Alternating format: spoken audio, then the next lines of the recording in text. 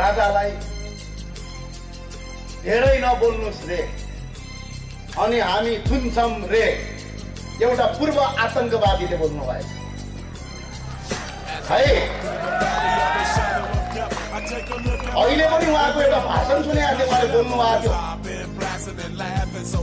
14-15 वर्षका बच्चा बच्चीहरू त्यतिकै मर्न मार्न तयार हुन्छन्, उनीहरूले मार्क्सवाद बुझेकै हुँदैन। हामी नेता ठिक छ भनेर बुझ्नुपर्छ, उनीहरूलाई मार्न र मर्न सिकाउनुपर्छ भनेको भिडियो आएको छ। होसियार, त्यही भिडियो सत्ता मात्र आउन देऊ, त्यही भिडियो अदालत पुर्याएर मान्छे मारेको केसमा आजीवन कारावास ठोक्छौँ। यो कुरा याद गर।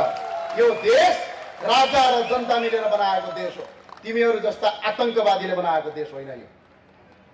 अब आछ्यु खाए बाछ्यु खाए झुसे बार हुन्छ। अब तिम्रा मालिक प्रचण्ड त आज श्रीपाद बडामार पृथ्वीनारायण शाहको टाउको अगाडि शिर तल गरेर फुलमालाले अबेर गर्नुपर्ने अवस्था रापरवाको अध्यक्ष राजेन्द्र लिङ्गदेनले गरिदिनु भयो।